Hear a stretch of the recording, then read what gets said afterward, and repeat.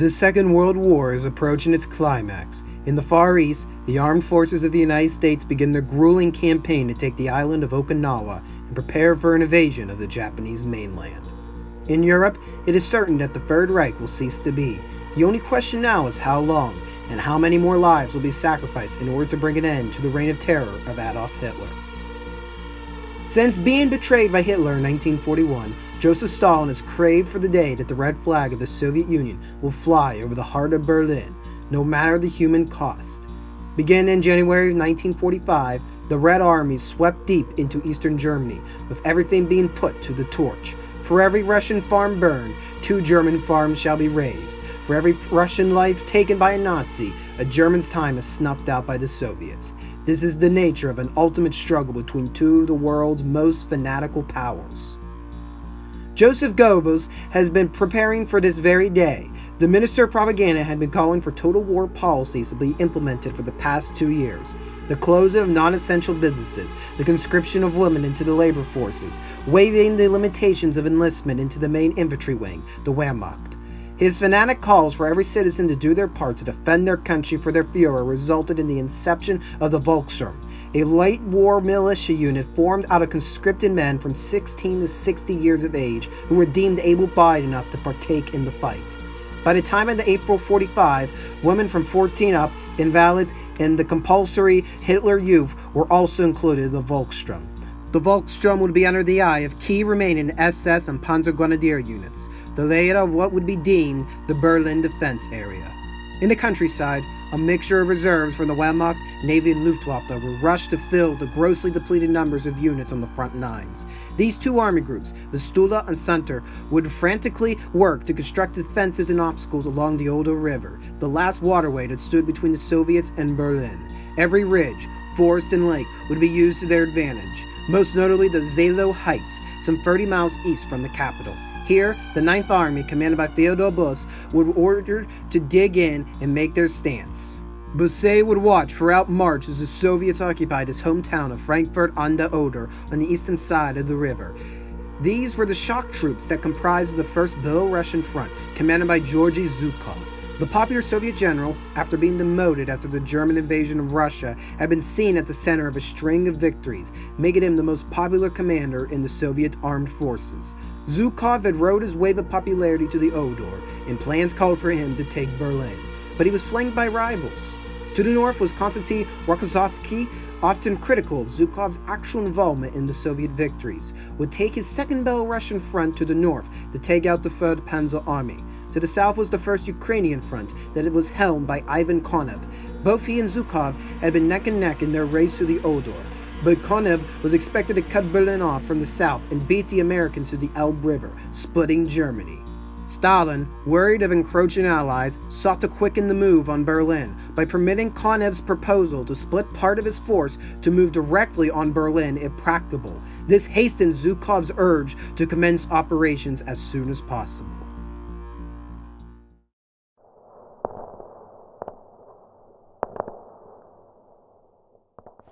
At 5 a.m. on April 16th, Operation Berlin commenced with a massive artillery barrage against Seelow Heights. The Soviets intended to pulverize the first-line defense upon the Oder, but the commander of Army Group Vistula, Gotthard Heinrichi, had anticipated such a barrage in order for Basul to pull his army out of the first line. 143 searchlights illuminated the Oder in a bid to blind the Germans, but all the light achieved was to cause confusion in the Soviet ranks, silhouetting them and making them easy targets to be picked off. As morning rose, the Soviets became bogged down in the muddy floodplain, pinned down by strongpoints upon the heights, and forced to wait for artillery to be brought to the front. The 3rd and 5th Shock Armies vied for control of the outskirts of Leichen, being viciously halted by the most elite Germans on the heights, the 9th Fallschirmjäger and 20th Panzer Grenadiers of the Panzer Corps commanded by Helmuth Welding. To the south, the 69th Army's bid to cut through the defensives at Libes was repulsed by the timely arrival of Panzer Grenadiers.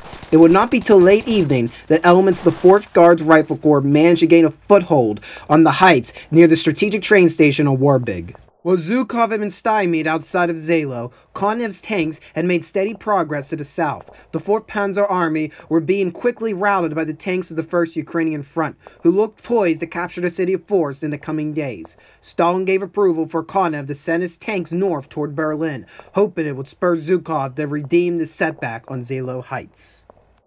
The morning of the 17th didn't prove any easier. The 28th Guards Corps made an assault on the German lines, aiming to take the village of Dogolin.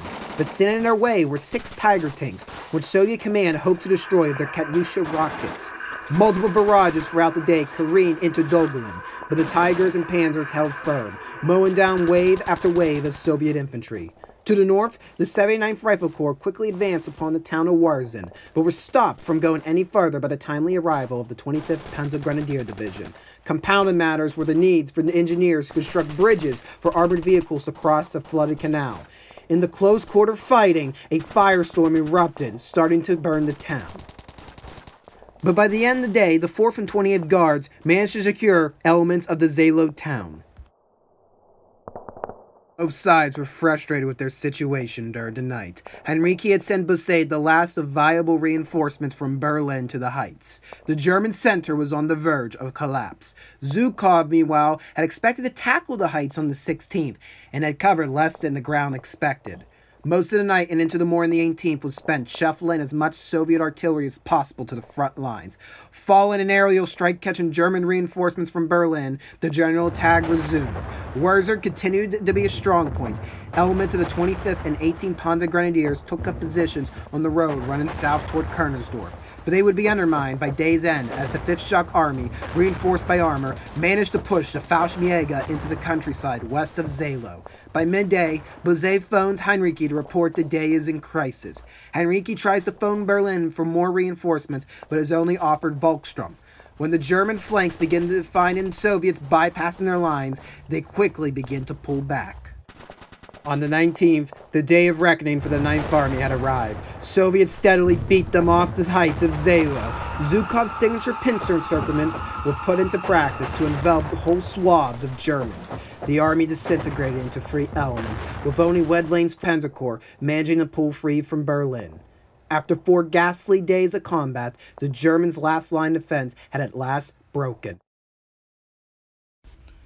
For his 56th birthday, Hitler was gifted by a violent artillery barrage from Zhukov, a barrage which would not stop till the Soviets had finally claimed victory. Nevertheless, Hitler would make his now famous meeting with members of the Hitler Youth, awarding these fanatical boys Iron Crosses as they now fought the Red Armies just a short distance from the city. It would be his last public appearance. Hitler would ramble of hopes that the recent death of U.S. President Franklin Roosevelt would form a rift in the Allies, made plans for SS General Felix Steiner to break out with his 1.5 Division command, with the 9th Army linking up with the 12th Army commanded by Walter Wenneck to the south of Berlin and save the city. In reality, only Welding's shattered corps could report to Berlin directly, while the ruins of Busse's command could only move further away. As for Steiner, he was certain any attempt to break out was suicide. His assault was never sprung. Hitler's response is a now legendary fury toward his key officers. As Konev's forces made their way into the southern suburbs, Zhukov's shock troops pushed toward the northeastern outskirts. Hitler begrudgingly accepted the fate that was already certain. Berlin would fall, the Third Reich was at an end, and he would go with it. But not before every German in the city had sacrificed themselves to hold the Soviets off.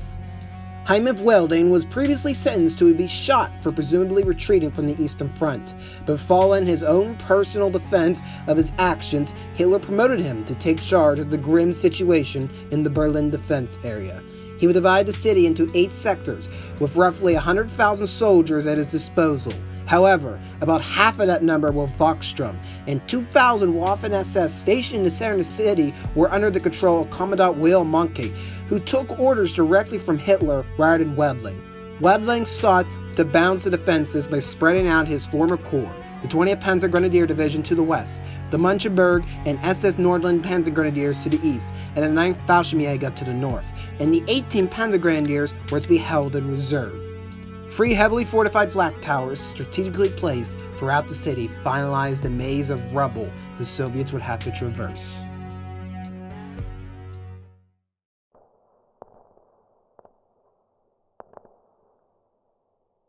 By April 23rd, most Soviet forces had reached the outskirts of Berlin and were quickly pushing deep into the heart of the Reich.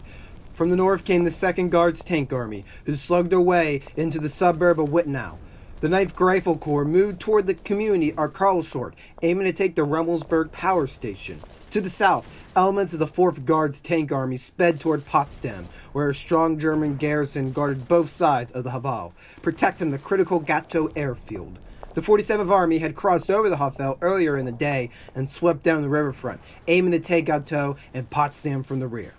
By the 24th, the 24th Guards Tank Army succeeded in driving the defenders of the southern Havel bank onto the so-called Wannsee Island, cutting them off from Potsdam. This forced Wedling to put his last reserves into the fight. Meanwhile, in eastern Berlin, the Müncheberg Panzers and elements of the Northern SS rushed to the Tempelhof airport, clashing with 28th Guards rifles, desperately protecting the fuel intended for Luftwaffe planes, now being siphoned to fuel the last remaining armor in Berlin. The SS made 6 desperate charges into the airport. The tarmac became completely covered by black uniforms by day's end. When it became apparent several days later that the airport was soon overran, Hitler ordered for the facility to be destroyed, but the German commander in this sector refused and instead opted for suicide. Zhukov's northern battle line was still slow to shift, thanks to the S-Bahn rail system having been turned into an impregnable defense system and the flak tower located at Hammerthal, protected by the 9th Fallschirmjäger. But what made Zhukov panic was not the Germans holding out strong, but rather Konev's rapid movements. In the frantic drive into the German capital, parts of his first Ukrainian front began moving up the Telltale Canal, marking the perimeter of the inner city. But attempts by the 3rd Guards Tank Army to cross were bloodily repulsed, the 18th Panzer Grenadiers taking up positions in the bombed-out homes along the edge of the canal. Strengthening their position of 6,000 men were nearly 24 Panzers and 2 Tigers. It would not be until the evening that the men of the 6th Guards Tank Corps secured a crossing over the canal. On the 25th, the fate of Berlin was sealed when the 47th Army and 4th Guards Tank Army linked up near Potsdam. Nevertheless, remains of the German garrison fell into the Gatow airfield, making it increasingly difficult for the Soviets to capture. Across the Havel and Friedrichshain, the 26th Guards Rifles began their deadly assault upon the community's flak tower. Fighting on all fronts around Berlin has shifted into narrow streets, bordered by homes and businesses already scoured by years of airstrikes and the now never-ending bombardment of Katyusha rockets. Walls were graffitied over by both messages from gobos to fight to the last, with counter-messages by brave citizens denouncing the Waffen-SS as traitors to their country. Room by room, close quarters annihilation ensued. It could take hours just to clear half of one building, while in the basements, women and children huddled as their world caved in overhead. The attention of the world, however, fell farther south to Berlin, to the small town of Torgau, where the United States 69th Infantry Division linked up with the Soviet 58th Guards Rifles. What remained of Germany was now split, and any remaining belief in conditional surrender to the Western Allies was now dashed. Heavy rain on the 26th only worsened the miserable conditions within Berlin. As heavy fighting continued, some civilians worked up the courage to fill buckets with water from pumps along the streets and waited in lines for bread. For those caught behind Soviet lines, they took to hurriedly raiding stores that had not already been picked clean. But many remained in the dark and starving for fear of rape, which was an increasingly common atrocity being committed by second-wave Soviet troops. At the front lines, Konev hurried his race toward the prized government sector. But in his haste, he pushed his front into forces of Zhukov's. Multiple friendly fire incidents transpired as a result, delaying the Soviet advance and buying time for several German units to retreat deeper into the city, including the SS Nordland Division. Now down to just a few hundred men, they cut their escape across the canal before fleeing to the government sector, leaving the Müncheberg Division stranded on the Soviet side of the canal.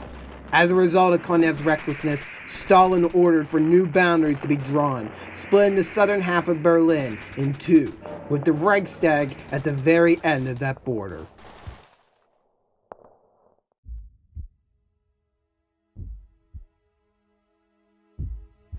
General Walter Wenck and his 12th Army were Hitler's last chance at saving the now dead Thousand-Year Reich. But Wenck knew it was impossible to break into Berlin, as Soviet lines were now too strong to break through. It should be noted that at this time, Wenck was still attached to the Western Front, but the boundary between the two fronts were now just a few days apart as the Allies closed in. As such, soldiers and citizens fleeing from the Soviets had to come in contact with Wenck's force. Wenck changed course, knowing Berlin was already lost, and the best course of action now was to get as many of these German refugees to the Elbe. But the majority of these refugees came to lie within the pocket still being held out by the remnants of Busset's 9th Army. Since the 24th of April, they had taken up defense within the forest around Halbe, hoping Wenck could break out and reach them. The 12th Army moved as far as they could, but could only move their front line to the road between Belitz and Berlin. Some 30 miles still remained between the two armies. The 9th Army would have to break out on their own. Their first two attempts to break out and return to Berlin failed. Busset came to the same conclusion as Wenck that the war was lost and any further action was to save themselves. Busset began to strategize the next breakout.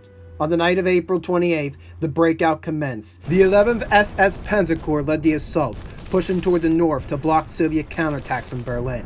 The 5th Army Corps then fanned out south, near Halbe, engaged in fierce fighting with elements of the 3rd Guards Tank Army. By midday on the 29th, the 9th Army had crossed the Dresden-Berlin Autobahn, where Soviets of the 21st Rifle Corps had established blocking points.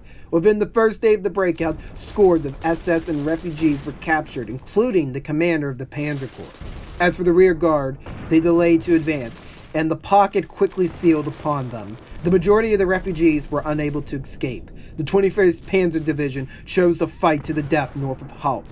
The intense firefight would result in one of the deadliest confrontations of the entire campaign, drawing in many of the Soviet forces in the region, allowing those few who had made it out of the Halbe alive to continue west. The only units standing in their way would be the 5th Guards Mechanized Corps, who had been trying to push back German armor from the Belitz corridor. They quickly moved north, striking the German column at Henrichdorf on the 1st of May. With support from the 12th Army, the remains of Busset's command managed to punch their way through the crossroads and arrive at Wenck's line. Only a third of the original force in the pocket had managed to escape, with the majority of civilian refugees lost in the fighting around Halbe.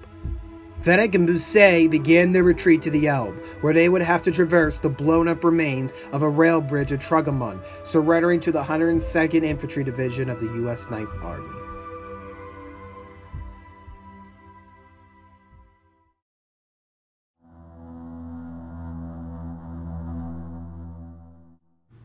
To Stalin, the Reichstag represented the very heart of Hitler's fascist regime, the very center where all the German atrocities had been coordinated from, the very place where Hitler made his powerful calls to war. In reality, the Reichstag building was no more than a charred husk of a structure, fallen in an arson fire in 1933. The scene of the Führer's infamous gathering was across the street in the Kroll Opera House. The headquarters of the Gestapo was situated just across the street to the north, and the Reichschancellery, where most administrations were conducted, was in fact down the street from the Brandenburg Gate and had already been severely bombarded over the years from air raids. By the 29th of April, elements of the 5th Shock Army were less than a mile from the Chancellery, where just beneath Hitler continued his descent into delirium. He privately dictated to Karl Donitz to be made his successor as president. Goebbels is made the succeeding chancellor. Meanwhile, he had Heinrich removed from command, as the northern front of the 3rd Panzer Army dissolves in face of overwhelming Soviet numbers. He then shifts entirely from the urgent task at hand to worry about marrying his longtime mistress, Eva Braun. But on the surface, both the fanatical and the demoralized of the Berlin defense searched for someone to direct them. Many simply formed ad hoc units with only one task at hand: delay the inevitable.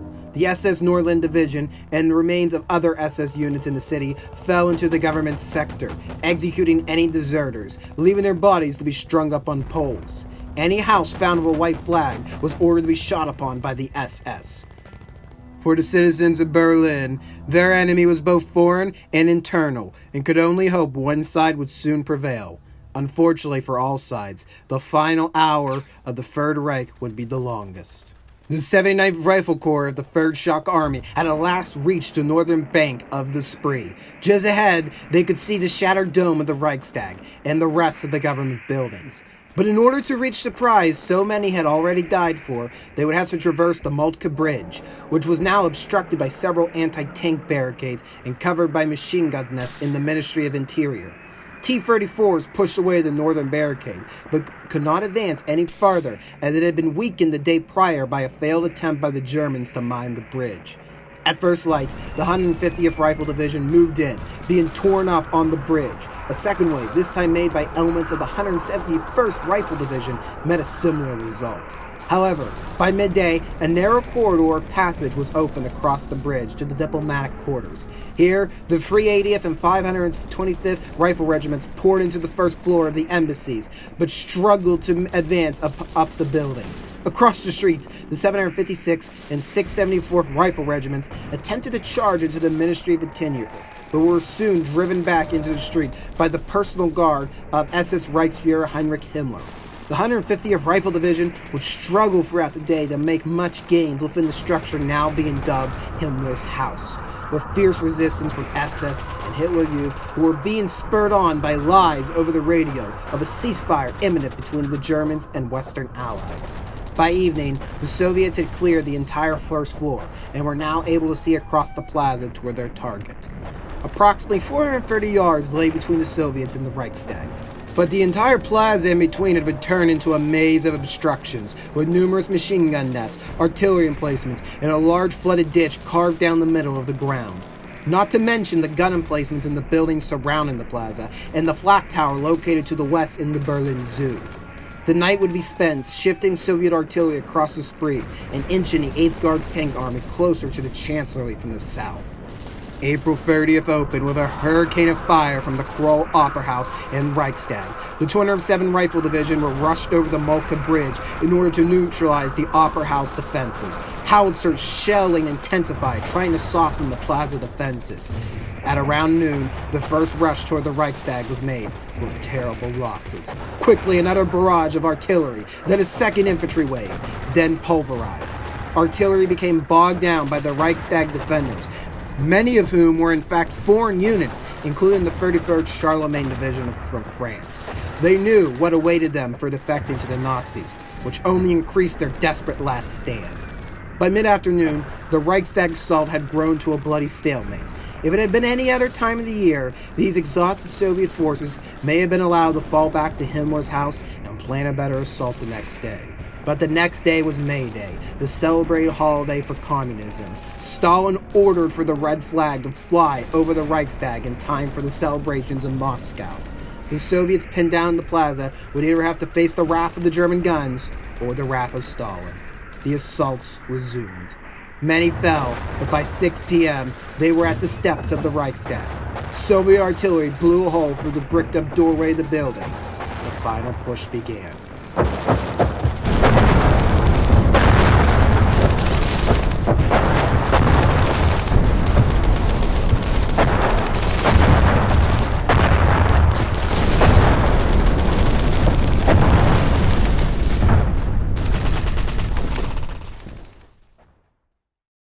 It would take 3 days to completely neutralize the defenses of the Reichstag. Within that span, several claimed to have raised the red flag over the top of the prized building. Even then, fierce resistance continued throughout the city.